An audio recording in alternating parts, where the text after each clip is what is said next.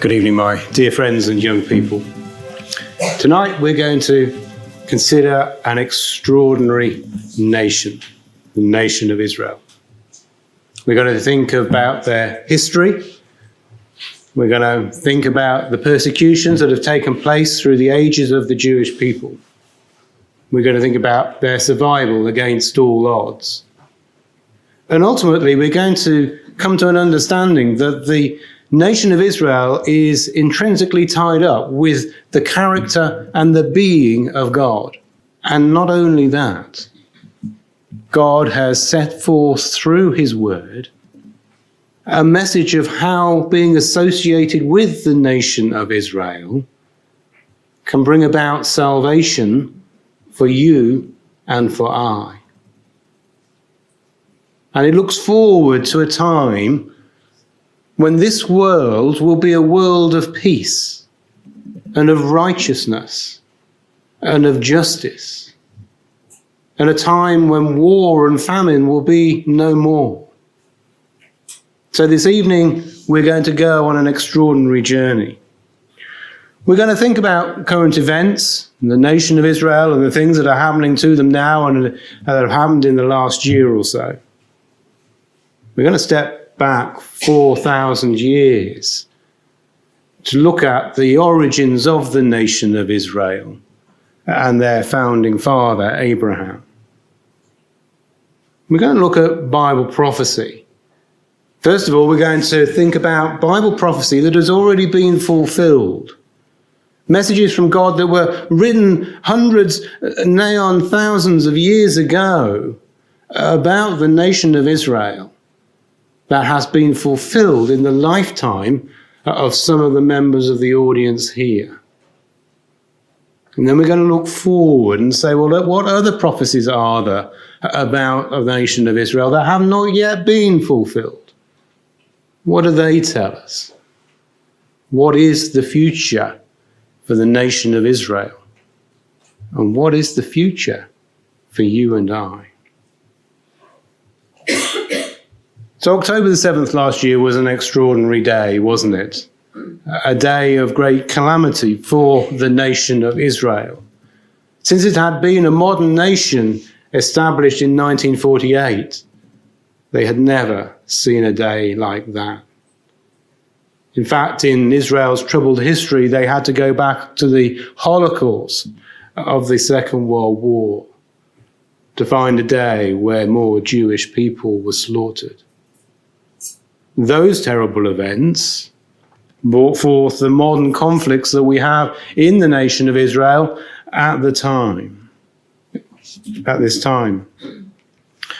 But first of all, I want to take our mind back before the incursion into Gaza and before the retribution and retaliation of the nation of Israel. Just go back to those days after the terrible events of October the 7th. You see, the world's reaction was one of horror. But the world's reaction was different, subtly different, to previous horrors that we have witnessed. I remember remarking, as we came into rugby, that there's no flag on the town hall. Remember, after the invasion of Ukraine, you saw Ukrainian flags everywhere, didn't you? People hung them out of their windows, and in rugby, on the council building, there was a Ukrainian flag in solidarity with the horrors that the Ukrainian people were enduring. But after what you could argue was a much worse event, there was no flag of the state of Israel on our town hall. And you may recall that the FA ended up in troubled waters over a football match at Wembley because they said they wouldn't make the lights in the arch at Wembley match the colours of the Israeli flag. And that was picked up by the Board of Jewish Deputies.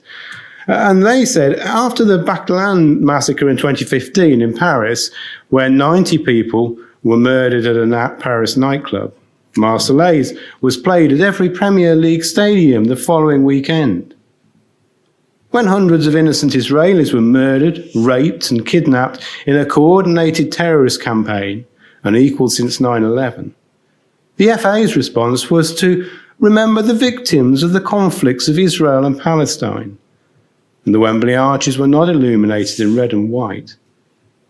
This weak response brings no credit to the FA. And if you think about it, that was very much the reaction of the world. That though the events of what happened on that day were terrible, there was some expectation that the Israelis themselves were to blame for what went on. There was a writer in The Guardian who is Jewish, and he wrote this article that said, October the 7th, Hamas attack opened a space and anti-Semitism filled it. British Jews are living with the consequences. He was writing in May this year. And he recounted in the article his son, who was studying for his exams at a university, and his experience of how he has been treated for being a Jew. And he wrote in this article, quite a long article, and it might be of interest to you to read it afterwards because it brings out a number of interesting points. But he says there's a well-worn metaphor. The Jews are the canary in the coal mine, with anti-Semitism an early indicator of invisible problems in society. I'm not a fan of the metaphor because it presumes that the canary is expendable. Nevertheless, it reflects a deeper truth. Anti-Semitism has a fluid quality, filling whatsoever space is open to it, seeping into the cracks and widening them further. It has dominated conversation among British Jews since October the 7th to an unprecedented extent. But really, it is everyone else who needs to think about what it means. He says this is not only a problem on the left or just about Israel. Last month, a teenage neo-Nazi was convicted of planning to bomb a synagogue in Brighton. Elon Musk described the actual truth, the far-right conspiracy that Jews incite hatred against white people. Activists with huge online audience followings get millions of views for social media posts that would not be out of place in the Nazi propaganda rag Der Stürmer. And he says why this happens demands a much broader answer. Many of the most common anti-Jewish myths and stereotypes, the association with money and power of inhumane cruelty and bloodlust, the belief that Jews kill children for fun or religion, are centuries old. Together, they offer a way of interpreting our world that depicts Jews as the antithesis and the main threat to whatever society seems to be good, moral, and humane. I want to just pick up on that thought that he says there. Why this happens demands a much broader answer. It does demand a broader answer, and the answer is held within the Scriptures. The Scriptures hold the key to the nation of Israel. Now, the nation of Israel is a tiny nation. It's about the size of Wales. It doesn't have a great geographical significance in terms of its size, although it does have a significance about where it is in the world. The worldwide Jewish population is tiny, 15.7 million. And of those, only 7 million live in the land of Israel. So the population of Jews in the land of Israel is 0.09% of the world's population. They're a rounding error when you come to counting the population of the world. And yet this people has a disproportional effect on other people. It has a disproportional effect on the headlines. I mean, even today, open any major newspaper in this country. It is dominated by what's happening in Israel. And anti-Semitism goes around the world. In this recent study, which was widespread in its survey, 26% of the population that was surveyed showed forth anti-Semitic attitudes. And it didn't matter whether you were male or female, it didn't matter whether you were young or old, and it didn't matter about your religion, or even if you had no religion at all. Anti-Semitism is exhibited by a quarter of the world's population. And so we ask ourselves, well, what effect does this have on the world? And is this something perhaps that was predicted? Well, what happened last year is just the tip of the iceberg. Anti-Semitism has been rising in this country and in Europe from the last probably 20 years. It has been increasing steadily. And in actual fact, one of the things that's really picked up anti-Semitism is the COVID crisis. And there's a headline here from Euronews: COVID-19 has led to a rekindling of anti-Semitism across Europe. And you think, well, how are those two things conflated? What COVID got to do with the Jewish people? When it goes on to say that COVID-19 has led to a rekindling of anti-Semitism across Europe, as conspiracy theories circulate online that blame Jews for the pandemic, a European rights watchdog warned. So it's the Jews that caused the pandemic. But this, of course, is nothing new. Here is a Polish poster, a German poster from the Second World War. It says, "Jews are lice. They cause typhus." In other words, it's the Jews that spread disease. You see, some things do not change. And the events of the nation of Israel on October the 7th was just part of a long line of the persecution of the Jewish people that goes back to the Second World War, goes back to medieval times, goes back almost as old as history itself. So to understand anti-Semitism and to understand the nation of Israel, we need to go right back to the beginning. We need to turn the clock back 4,000 years to the land of Israel. But at that time, it wasn't in the hands of the Jewish people. In fact, the Jewish people, as we know it, well, they hadn't even been born. Come back with me to Genesis in chapter 12. Because Genesis chapter 12 deals with the father of the Jewish nation and the father of a number of Arab nations as well. The man that we would know as Abraham, although at this point his name is Abram. So we pick him up in Genesis in chapter 12.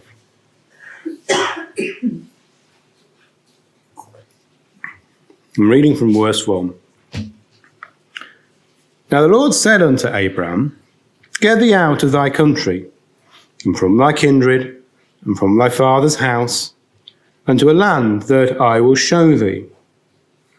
And I will make of thee a great nation, and I will bless thee, and make thy name great, and thou shalt be a blessing.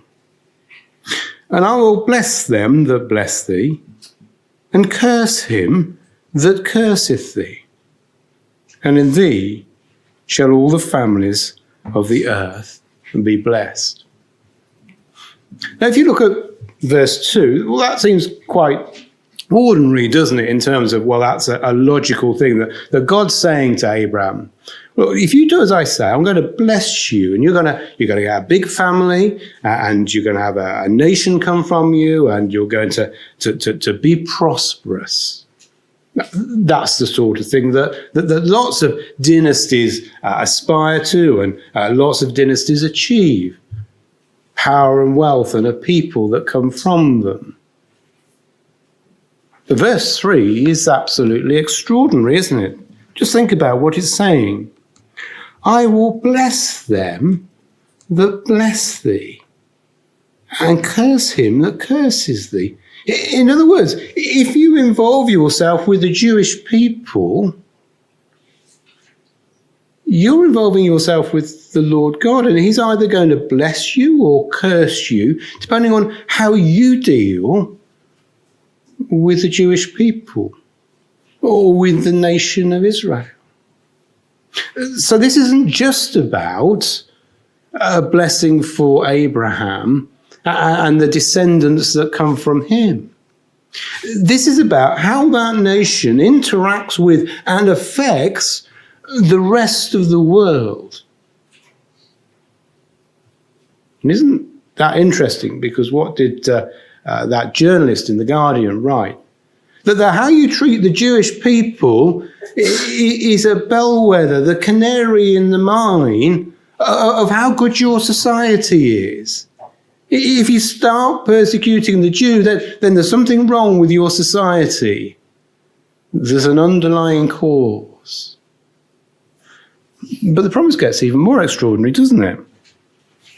In thee shall all families of the earth be blessed.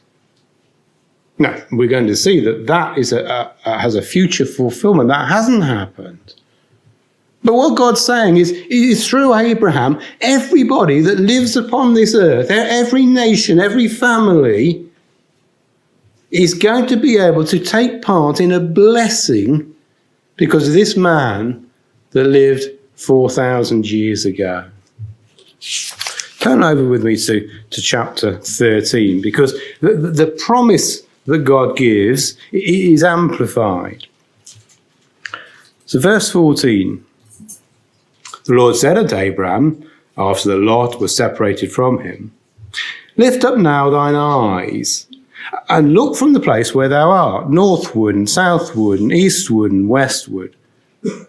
For all the land which thou seest, to thee will I give it, and to thy seed forever. And I will make thy seed as the dust of the earth, so that if a man can number the dust of the earth, so shall thy seed be numbered. Arise, walk through the land, the length of it and the breadth of it, and I will give it unto thee. And if you just turn over now to chapter 15 and verse 18, we have a geographical delineation of this land that's being talked about. In the same day, the Lord made a covenant with Abraham and said, unto thy seed have I given this land from the river of Egypt unto the great river, the river Euphrates. What's being talked about is the nation of Israel that we see today, that they inhabit the heart of that land that was promised to Abraham. Actually, what God is promising to Abraham extends further. The Euphrates would be up in Syria, northern Syria, on a modern map, and the river of Egypt is sort of halfway through the Sinai, on the way to the Nile. So God has promised Abraham and his descendants a land which, strangely, you might think, they've come back to after a period of not being in the land. So when people talk about Israel coming to 1948, often they'll talk about colonialists and settlers that have taken over somebody else's land. But in actual fact, that land was promised to those people 4,000 years ago. And they were occupiers of the land under David and Solomon and Joshua, many thousands of years ago. So this is their ancient land. But until 1948, the Jews had not been in that land for nigh on 1900 years. They were evicted from that land by the Romans in AD 70 and a while after that. So they were taken out of that land and they were scattered around the world. They wandered about from nation to nation. They kept their identity, but they no longer had a land to live in. But the extraordinary thing is, God predicted those things. And as we shall see, he also predicted that they would go back to that land at a latter point. Come with me, first of all, to Isaiah 43. Because God makes an extraordinary claim in Isaiah 43 about himself and about the nation of Israel.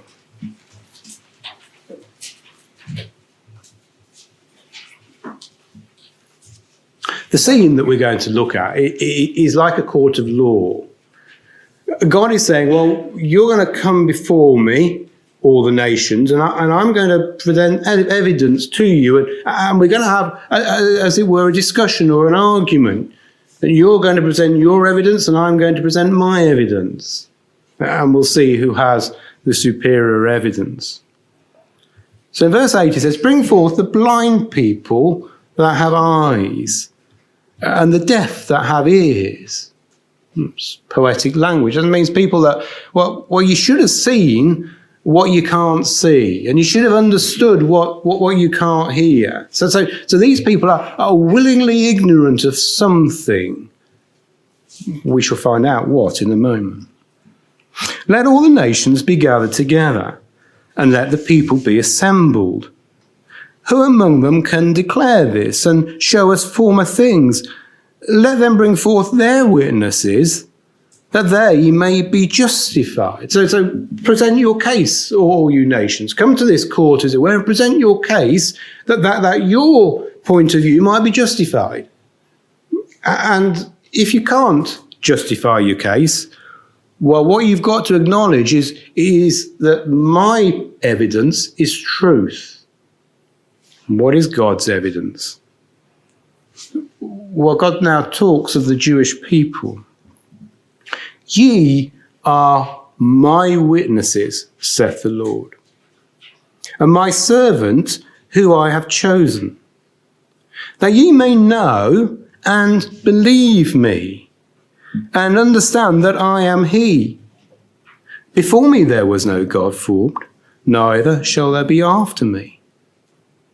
I, even I, am the Lord, and beside me there is no Saviour. I have declared and have saved. I have showed when there was no strange God among you. Therefore, ye are my witnesses, saith the Lord, that I am God. So now we understand what the contention is about. Is there a God or not?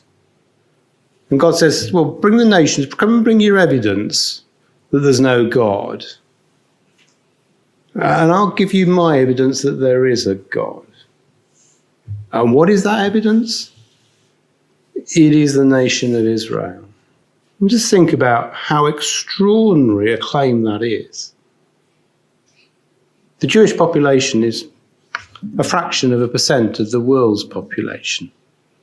They didn't have a land to live in until very recently.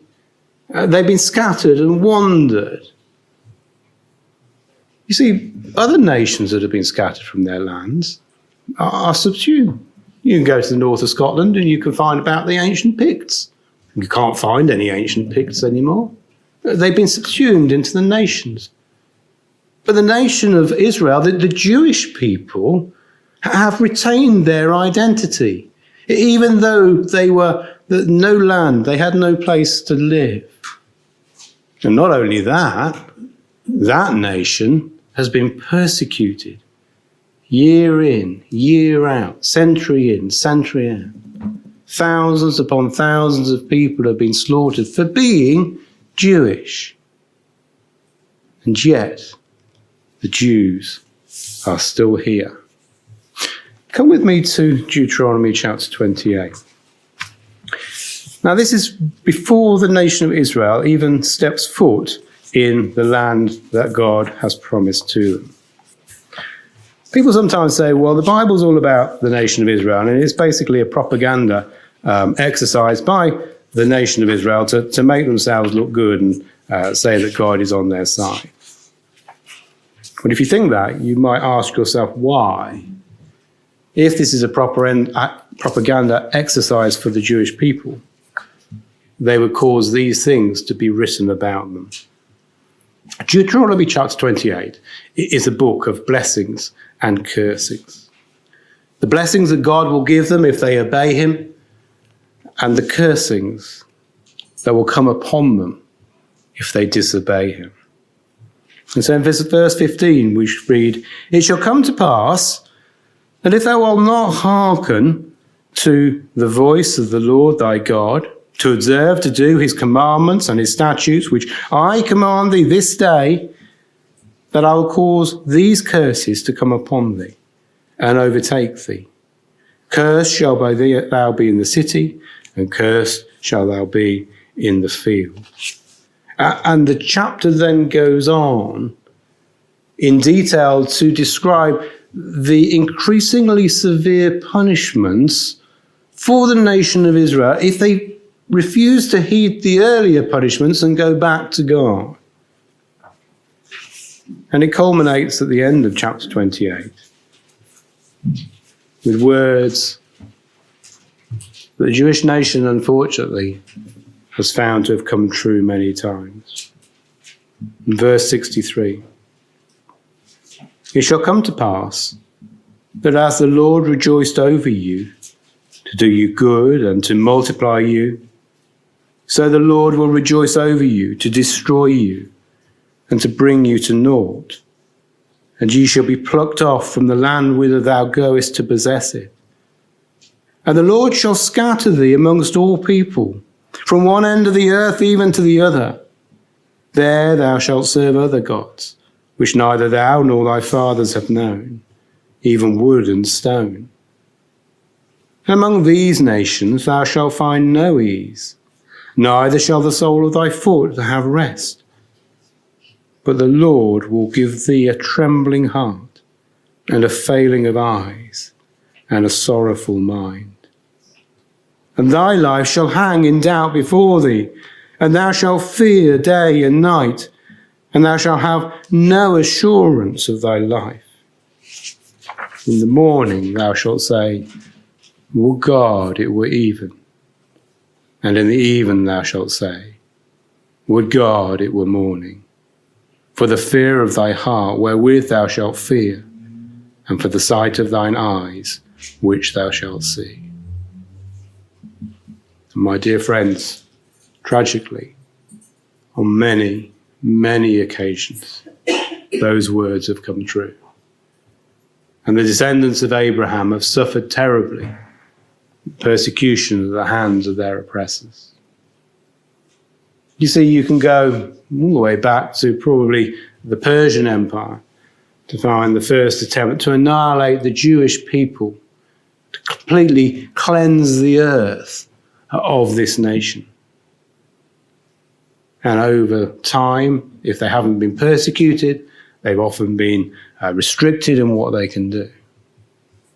I had a Jewish friend, and he said to me, it's ironic that the things that the Jews are known for, money lending and things like that, that's because all they could do. They weren't allowed to earn property. They weren't allowed to marry into the nations. So all they could do was use their skills to either be jewelers or diamond dealers or lenders of money, because those they lived amongst wouldn't let them do anything else. And even in this country which we think of as being relatively tolerant, has persecuted the Jewish people. In 1190, all the Jews in Norwich were slaughtered, and 500 Jews in York were massacred. In 1222, if you were a Jew in Oxford, you had to walk around with a Star of David symbol on your arm to indicate that you were a Jew. And in 1290, all of the Jews in this country, in England, not in Scotland, interestingly, but in England, were expelled. And they were only allowed back under Cromwell. You see, the persecution of the Jews goes on and on and on. In the last century, 250,000 were expelled from Russia. 250,000 were murdered in the Russian Civil War. And of course, those events that we all remember, although there will be those that would question those events now. 6 million Jews murdered in the concentration camps of Europe. And so we ask ourselves, how is it that they survive all of this? Well, of course, we've had our answer, haven't we? But interestingly, Mark Twain wrote of the Jewish people, and it's quite a familiar quote, but he was caused to write these words about the Jewish people because he found their tale of survival extraordinary. And he eloquently puts forth that the challenges the Jewish people have had. And he says, the Egyptian and the Babylonian and the Persian rose and filled the planet with sound and splendor, then faded to dream stuff and passed away. The Greek and the Roman followed and made a vast noise, and they are gone. Other peoples have sprung up and held their torch high for a time, but it burned out and they sit in twilight now or have vanished. The Jew saw them all, beat them all, and is now as he always was, exhibiting no decadence, no infirmities of age, no weakening of his parts, no slowing of his energies, no dulling of his alert and aggressive mind. All things are mortal, but the Jew. All other forces pass, but he remains. What is the secret of his immortality? We see Mark Twain didn't understand the scriptural promises, because if he had read his Bible, he would have understood the secret of the Jews' immortality.